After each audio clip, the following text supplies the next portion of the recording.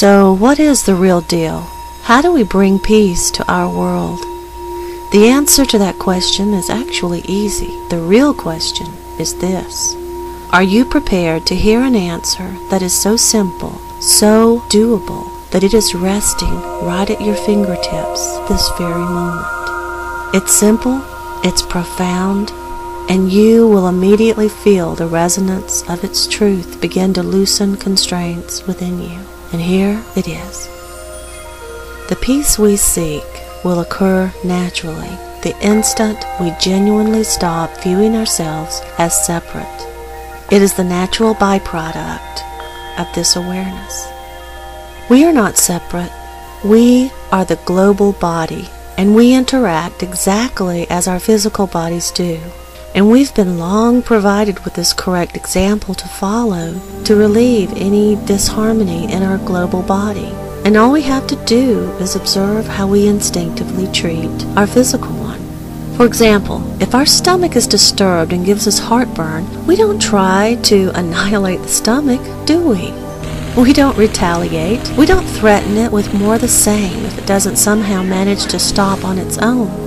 We carefully consider what may remedy its trouble, or at least soothe it, and that is what we send to the stomach because we know it isn't our enemy. And the heartburn that the rest of the body experiences isn't an attack the stomach has launched.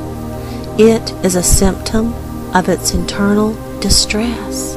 It's actually a call for assistance. And because we easily see our stomach as an important part of us, we send assistance and comfort straight away because we see how the whole benefits and becomes harmonious once again through our soothing gestures.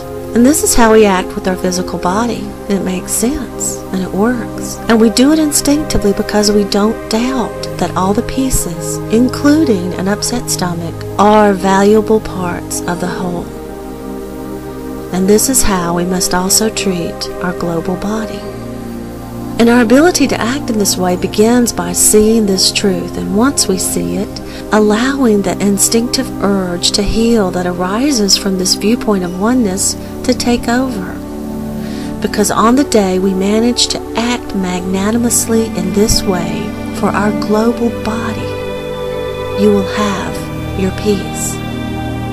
Peace will land on every doorstep without exception, because when we see our unity and this seeing becomes our belief, then our actions move to mirror this new belief. And without a word, wounds will be dressed, tummies will be filled, broken bones will be supported, frowns will be kissed away, and violence, force, apathy, and greed become vestiges of our dark ages, resigned to our history books and embarrassed memories. But nothing else will ever establish peace. Only this insight into our innate oneness is capable of delivering the peace that we long for.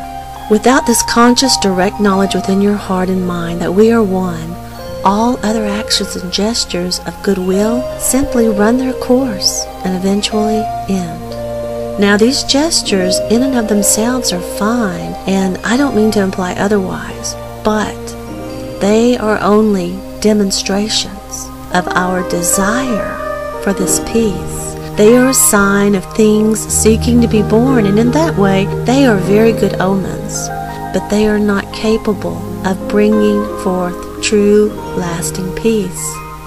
Only this insight, this true understanding of our oneness taking root in our hearts and minds will bring us this peace. And we will achieve this. The only question is when. I hope you see now that peace truly starts with you, and it's the most simple, most natural, most wonderfully embracing thing to welcome into your awareness.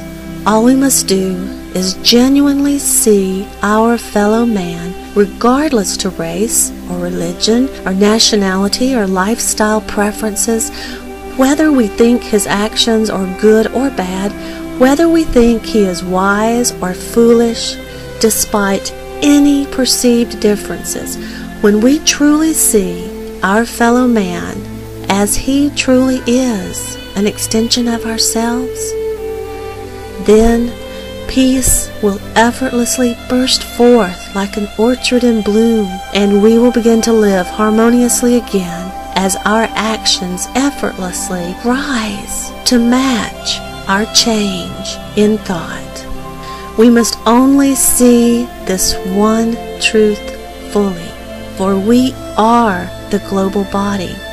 You are, I am, he is, she is, we are. Integrate this thought into your life. Live this thought. Share this thought. Become this thought. And watch it effortlessly transform our world into the world whose time has come. It's waiting at your fingertips, and this is the real deal. If we have no peace, it's because we've forgotten that we belong to each other. Hatred does not cease by hatred, but only love. This is the eternal rule. Nobody can bring you peace but yourself. Through violence you may murder a murderer, but you can't murder murder. Through violence you may murder a liar, but you can't establish truth. Through violence you may murder a hater, but you can't murder hate. Darkness cannot put out darkness. Only light can do that. The use of force is such a poor solution to any problem. It's generally employed only by small children and large nations. The guns and the bombs, the rockets and the warships are all symbols of human failure. An eye for an eye only ends up making the whole world blind. What a cruel thing is war, to separate and destroy families and friends, and mar the purest joys and happiness God has granted us in this world, to fill our hearts with hatred instead of love for our neighbors, and to devastate the fair face of this beautiful world. Holding on to anger is like grasping a hot coal with the intent of throwing it at someone else. You are the one who gets burned. In order to rally people, governments need enemies. They want us to be afraid, to hate, so we will rally behind them. And if they do not have a real enemy, they will invent one in order to mobilize us. Not one of God's children can be evil. At worst, he or she is hurt. At worst, he or she attacks others and blames them for their pain. But they are not evil. Yes, your compassion must go this deep. There is no human being who does not deserve your forgiveness. There is no human being who does not deserve your love. This I command you, to love one another. A Native American grandfather was talking to his grandson about how he felt. He said, "I feel as if I have two wolves fighting in my heart. One wolf is the vengeful, angry, violent one. The other wolf is the loving, compassionate one." The grandson asked him, "Which wolf will win the fight in your heart?" The grandfather answered, "The one I feed." I want you to be concerned about your next-door neighbor. Do you know your next-door neighbor? Do not wait for leaders. Do it alone, person to person. A jug fills, drop by drop. Peace begins with a smile.